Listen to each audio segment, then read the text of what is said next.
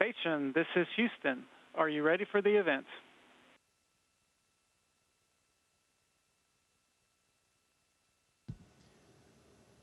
Houston, this is Station. We are ready for the event. Houston ACR, this is Mission Control Houston. Please call Station for a voice check. Station, this is Houston ACR. How do you hear me? Houston ACR, this is Station. We have you loud and clear. How us? Got you loud and clear. Please stand by for opening remarks. Hi, I'm Frank Lucas, Chairman of the House Science, Space, and Technology Committee, and I'm proud to represent Kingfisher in Congress. And I'm excited that our students have the chance to ask questions about life aboard the International Space Station. Conversations like this spark an interest in STEM fields that can last a lifetime. This is a very exciting time in our nation's space program, as the Artemis missions begin our journey back to the moon and then on to Mars. Who knows? Maybe one of the students we hear from today will one day land on Mars. Let's dream big. Now, let's get to the first question. Hi, my name is Ethan Karcher, and what I want to know is how you guys exercise and what do you do to work out? All right, well, Representative Lucas and Kingfisher High School, welcome to the International Space Station. On behalf of Expedition 69 and the entire NASA team, it's an honor to have you guys up here with us. So Ethan, we actually exercise about 2 hours every day, and that's because it's really important to help us maintain both our muscular and bone health and our cardiovascular health.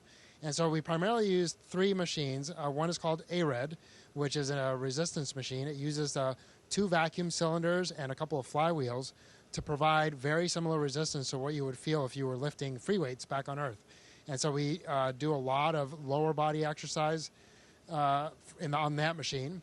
And then for our heart health, cardiovascular health, we can either run on the treadmill or we can use a stationary bike called Cevis. The fun thing about the treadmill is that you're actually running facing the ground because, again, up here in microgravity, there is no up or down, and so it just happens to fit best against the wall, and we run facing the floor. And then the cool thing about Cevis is that it doesn't have a seat, and that's because you don't need to support your upper body. So you use shoes to clip in like you would into a road bike or a stationary bike with clip-in shoes, and you just pedal while holding yourself in place with your hands. Hi, I'm Wyatt Long, and I was just wondering how long it took you to train to be on this mission.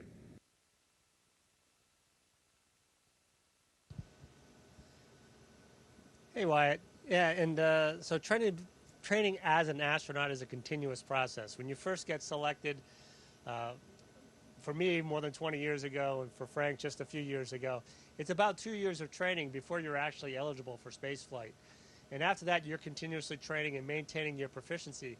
But when you get assigned to an actual specific mission, it's about 2 years of training to cover both the International Space Station training that's specific for your increment and what's been updated since you were last proficient, as well as the vehicle that you're going to be riding on, whether it be Soyuz or Dragon or Boeing in future missions.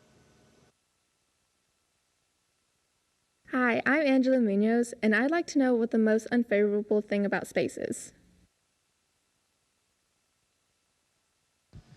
Hey, Angela. That's a great question because there's a lot of awesome things about being in space, but there's a couple of things that are kind of hard. Probably for most of us, the hardest thing is being away from our loved ones for a long period of time. But there's also a lot of physiological changes that happen to our bodies that can be really hard. We're exposed to a lot more radiation up here because we're outside of our atmosphere, which provides a lot of protection for us back on Earth. Also, the fluid shifts that you have because of microgravity can affect some people's eyesight, can affect how you feel. You can get a lot of congestion and some headaches because a lot of that fluid that is normally in your legs ends up in your upper body. And then also, one of the biggest things we find is that because we're not walking, we're not standing, we lose a lot of muscle and bone density in our legs. And that's why we exercise so much lower body exercises, and that's to provide that resistance to hopefully maintain our muscular endurance and our bone density, which helps us when we get back on Earth. Hi, my name is Reed Witt, and I would like to know what you guys do with your trash on the International Space Station. Yeah, we do generate trash here on the International Space Station. We try and reuse and minimize the amount of trash we do generate. We obviously recycle all our water, but we find multiple uses and reuses for most of the stuff we have coming up here. But we do generate trash. A lot of it gets burned up. We put it on resupply vehicles. The Cygnus resupply vehicle we have now, when it comes back to Earth, it'll actually burn up on entry, and we'll have loaded it full of trash, things that are disposable. We do have other ways of getting rid of trash. We actually used one of our Dragon resupply vehicles, and we flew some of it back down to Earth successfully. And we also have the NanoRacks airlock, which can be used for trash disposal as well. And that's a airlock that's attached to a different part of the space station. It's a little different than this airlock. It actually goes on the one of our hatchways, and then you take it off, they turn it away with using the robotic arm, and they can release trash. So we do have a few different ways of getting rid of trash, but we really try and minimize the amount of waste we have.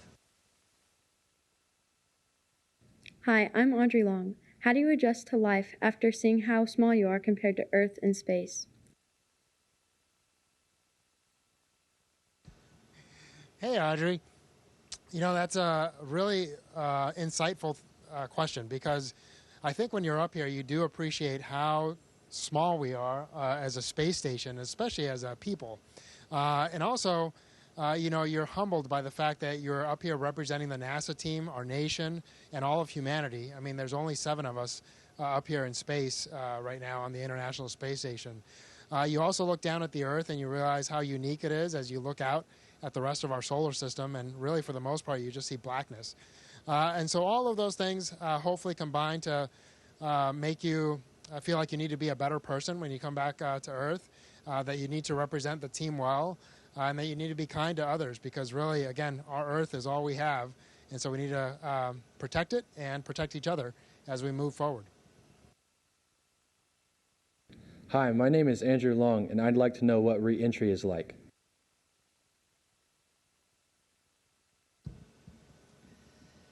Yeah, so re-entry, it's all similar for every vehicle that leaves the International Space Station in a sense. You depart from the space station, you do a series of burns to take you safely away from the International Space Station. And then for entry, my previous 3 flights, I was on a space shuttle, and for entry we came in and we landed on a runway, which was really nice. But your entry through the atmosphere on all of the vehicles is very similar. The atmosphere slows you down as you come in. So you do a deorbit burn to slow down initially.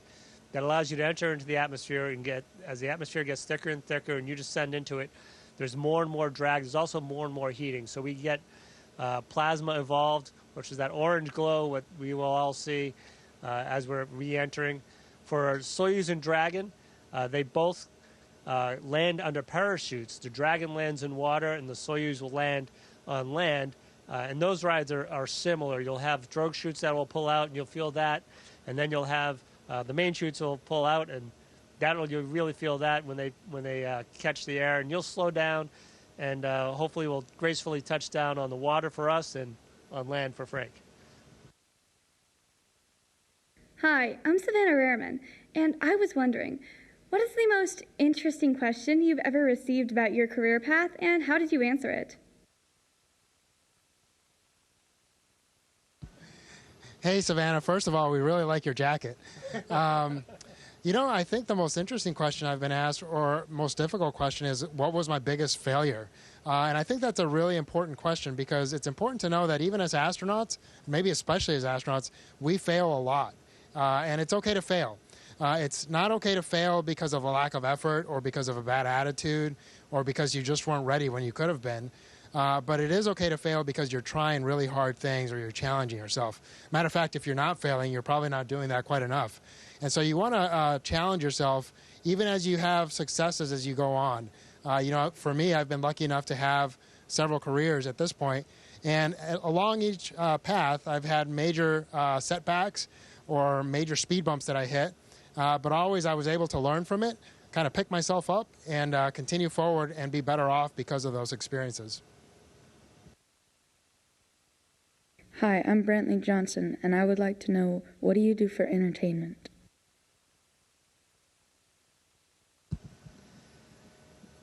There are a lot of options here for entertainment. Just being here can be entertaining. Floating never gets old, so if I just hang out here, this is actually kind of cool. So that's a good thing. We do have movies. If we want to watch movies, you can look out the window. We can take pictures. There's some musical instruments on board. But really, it's just a lot of fun to hang out with your crewmates. They're great people, and they're really a lot of fun just to hang out with. They're always very entertaining. Hi, my name is Emmy Lunsford, and my question is, how many people does it take to maintain the International Space Station, and what is one tool that you can't live without? Hey, Emmy, that's one of the best parts about being up here is the fact that we are a part of an amazing team, and that team is actually represented worldwide. So we have mission control centers, as we call them. The main one tends to be at Houston, but for the Russian segment, their main control center is in Moscow. And then a lot of our science goes through Huntsville, Alabama. And our international partners, the European partners, have a control center in Munich. And then our Japanese partners have a control center in Tsukuba in Japan. And so you get to talk to all those people throughout the entire world almost every day. And so that's a really cool part. So I would say it takes hundreds and possibly thousands to keep this incredible machine running. Up here, we only have 7 people at a time. Sometimes it's a few less, sometimes it's a few more, but on average, it's about 7 people. And, the one thing that I think that we can't live without, well, there's several really, but it's important to realize we have to maintain a small, essentially miniature Earth environment on here on the space station. And so the air that we breathe is really probably the most important thing that we have to keep an eye on. And so we have machines that scrub the bad things out of the air, and then we have oxygen generators that use electrolysis to produce oxygen. And without those, we would probably have to leave the space station pretty quick, probably within a few days. Hi, I'm Colton Livingston, and I'd like to know, what was your craziest experience as an astronaut? Oh, my craziest experience as an astronaut. That's hard to say. It depends on how you define crazy. Every launch has just been absolutely amazing. And then the EVAs I've managed to do, spacewalks, they've been absolutely amazing as well. It's hard to say what my craziest experience. That's a tall task, actually. But it's all been so enjoyable, and we've been so well trained, and things are so well understood. Crazy is probably not the right word for it, but exciting. It's incredibly exciting opportunities, and I'd probably put my spacewalks and some of the events during them probably at the height of that. Hi, my name is Josh Finley, and my question is, what do you do if you get sick on the International Space Station? Hey, Josh. Well, actually, Steve just pointed to me because I'm the resident doctor on board right now. But actually, we all get medical training, and sometimes you don't have a doctor on board. And we all go through some pretty rigorous training to make sure that we can help each other out while we're up here. One of the things that we do is we try not to get sick. We try to stay healthy, and we actually quarantine for a couple of weeks prior to launching. Now, we're all familiar with quarantine after the past few years, but we've been doing that ever since the International Space Station started. And that's because you basically don't want to show up sick. And once you're up here, you're really only exposed, like I said, to about 6 other human beings. And because we're all generally pretty healthy, you don't have a whole lot of new viruses that you're exposed to. So generally, we all stay pretty healthy. And then we're really careful, and we try not to get hurt while we're up here, because that would probably be one of the highest risk things, is having an injury that we just couldn't deal with up here and maybe force us to go home. But for the most part, the team keeps us incredibly safe, and we stay pretty healthy up here. Hi, I'm Addison Price, and my question is, how do you wash your laundry?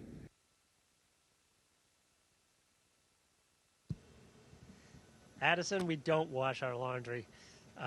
We actually throw our clothes away eventually, but we wear them for several days or weeks, or in case of some items, pants, for instance, maybe a month or two.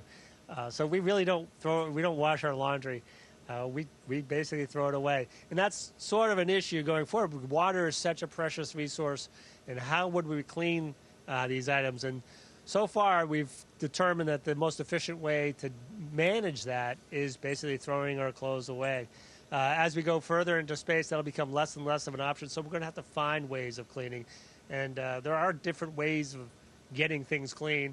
We're just going to have to introduce them on board and in space at some point. Hi, I'm Trayson Dieterding. I would like to know if you get any days off on the mission. Hey, Trayson. Yeah, we do, actually. Most of the time we get the weekends off. And sometimes we get the major holidays off, like Christmas or Thanksgiving, 4th of July. Sometimes we have to work during the weekends or during those holidays, especially for things like spacewalks or if there's a new spacecraft coming up or leaving. But for the most part, the team really tries to give us a few days off a week. And that's because we work really hard during the week, and it's just important to kind of recuperate on the weekend so that you're ready to go for another week's worth of science and maintenance the following week. Hi, my name is Cooper Davis, and how big is your living space?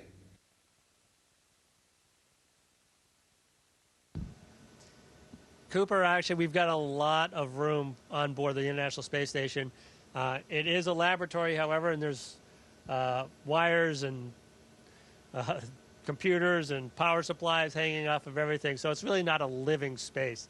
Our actual little living spaces that we live in is about 3 foot by 3 foot and just over 6 feet high, and that's called our crew quarters. And we have a computer in there, and that's where we sleep.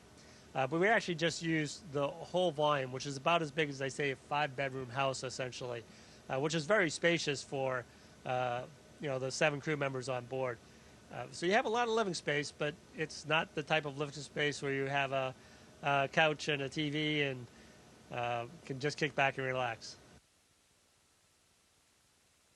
Hi, I'm Brody Bowden. How do you deal with working under constant pressure? Hey, Brody. I think the best thing that you can do is just be really well trained, and the team does an amazing job of that.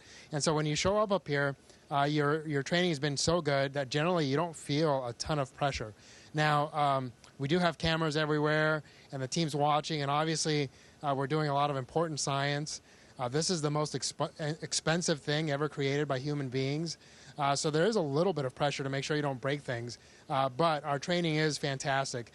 We also practice on doing a lot of high-pressure things back on Earth. We'll fly supersonic jets. We'll go out into the wilderness to do some training. We do underwater training. We train for our spacewalks.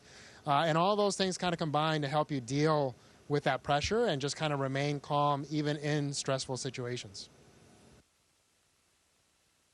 Hi, my name is J.W. Strutt, and I was wondering, how do you like living on the International Space Station?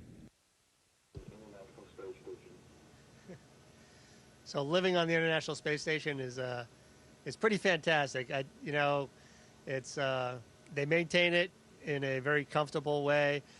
We do have the ability to rest once in a while on weekends. We have some time off. The most difficult thing is being away from home and family. So Frank has been up here for almost a year, and he'll pass a year before he gets home. We've been up here for 6 months, and obviously it's very comfortable. I feel pretty well rested, pretty well ready to go, and so living on board is pretty comfortable. They really try and take care of us. And as we go further and further into space and have longer and longer missions, that becomes even more important. Food, sleep, your schedule, your ability to communicate, all those things impact your quality of life. And they're really important things that we need to understand before we do more. I'd like to thank our students for taking part in this event today and for asking those insightful questions. And I'd like to thank NASA for giving the students of Kingfisher the chance to express their curiosity and learn firsthand from an astronaut about life in space. I encourage you to keep that sense of curiosity and keep learning throughout your lives. Station, this is Houston ACR, and that concludes the event. All right, Representative Lucas, thanks so much. And to the students of Kingfisher, take care.